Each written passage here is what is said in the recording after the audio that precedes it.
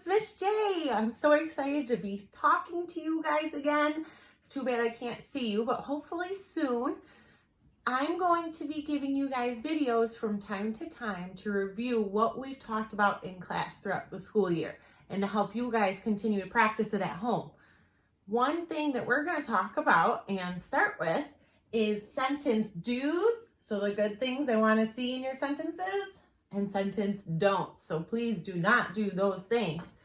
I want to see you guys practice to use these because later on this week we're going to start getting into some Google Classroom assignments where you'll be writing, and keep this in mind as you're writing so that you can have the most perfect sentences.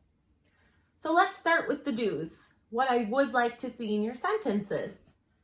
I did a little dot jot to write down some good ideas. This is what I'd like to see. Capitals at the beginning of sentences and proper nouns. So at the start of every new sentence, it doesn't matter if it's your very first sentence or your very last sentence or a sentence somewhere in the middle, there should be an uppercase letter or a capital at the start. What do I mean by for proper nouns? What's a proper noun? Well, a noun we know is a person, place, or thing. A proper noun is a specific person, place, or thing. So you would capitalize the names of people. So for example, if I had a friend named Jenna, I would use a uppercase or capital J. Or maybe you're talking about a friend named Albert. That's an uppercase A. We might capitalize proper nouns such as places. So if I'm talking specifically about Jupiter or Buffalo, those are places. You would use capital letters. This would also go for if you're talking about a place like Disneyland or Florida, New York, Yellowstone National Park. These are places we've talked about. Those are all specific places that have a name, so you would use a capital letter. Other proper nouns that would be capitalized are specific things. So for instance, a thing might be the internet, but specifically you might be talking about Google. That has a name, so you would use a capital letter. Another example I use, the thing would be coffee, but the proper noun, you might be talking about specifically Starbucks. That would use a capital S. So that's what I want to see at the beginning of sentences and when you're using proper nouns, capital letters throughout. But that doesn't mean every word should be capitalized in your sentence, right? We've been practicing that. So try to think about when you should and should not capitalize.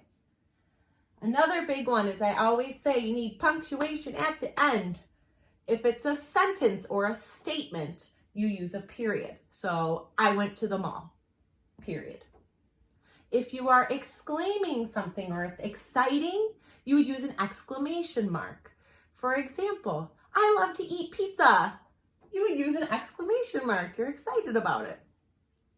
If you were asking a question, you would use a question mark. So what time are you going to the mall? You would use a question mark. I want to see those at the end of all your sentences and have you work to identify which one should you use depending on the sentence you wrote. Another one, which I'm going to talk a little bit more about when we get over here, is I want you guys to use complete sentences. And you want to make sure it makes sense. To do that, reread your sentences. We've been working on this for self-editing. So when we're all done writing, you should go back and read your work a couple times to make sure that you didn't leave out a word, that things are spelled correctly, that it makes sense in your head, that you're not missing a letter, that you didn't add an extra word. Sometimes you get to writing so quickly and you don't realize the mistakes you make. So go back, reread your sentences and make them the best ones you can. Now let's talk about the don'ts. These are thumbs down, don't want to see them in your sentences. Don't start with and or because. That's just a good rule of thumb. Good sentences don't start with and because. Don't use fragments and don't use run-ons. I wonder how many of you remember what is a fragment and what is a run-on sentence.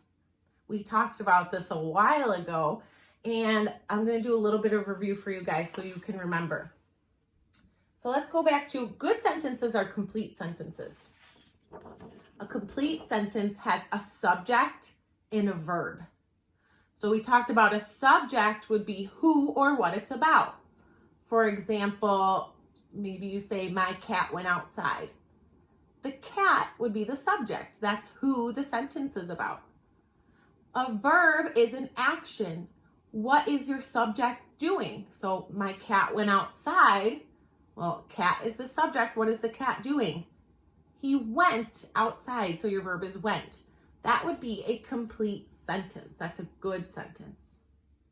Now, a fragment, we've talked about this in class. It's missing information. It's an incomplete thought.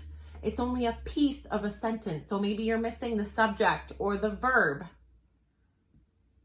And a run-on, that means there's too much information. Separate thoughts should be separate sentences. So if you start talking about something different than what you started your sentence talking about, you might want to break it into smaller chunks and separate them into smaller sentences. Sometimes you can catch yourself writing a run-on sentence if you read it out loud and you realize that you've been talking for a long time and you feel like you need a breath of air. You might want to shorten up the sentence. It might be too long. So let's talk about some examples to end our video. A complete sentence with a subject and a verb. He did his homework on the computer. The subject is he. And what did he do? He did his homework. Did would be the verb. That's the action. So he did his homework. That is a good sentence. Fragment. Running outside. If I just wrote running outside, do you know who or what is running outside? No, that's not enough information. So it's missing the subject. We know that whoever it is running, but we don't know who or what is running. And then a run-on sentence example. This is too much information. There were hundreds of people at the game and I walked onto the field and I felt so nervous. So that could actually be separated into a couple sentences. It's too much information. We could probably say there were hundreds of people at the game, period. I walked onto the field and I felt so nervous, period. So we could probably break that into 2, even 3 sentences. You want to listen and see, is that too much information? There's a couple different thoughts. Maybe I should separate them. So that's it for today, guys. I hope you're keeping up with your work and giving it a good try. Keep the sentence do's and don'ts in your mind as you're writing, and I can't wait to see what you guys come up with. Bye, stay safe, stay healthy, and wash your hands.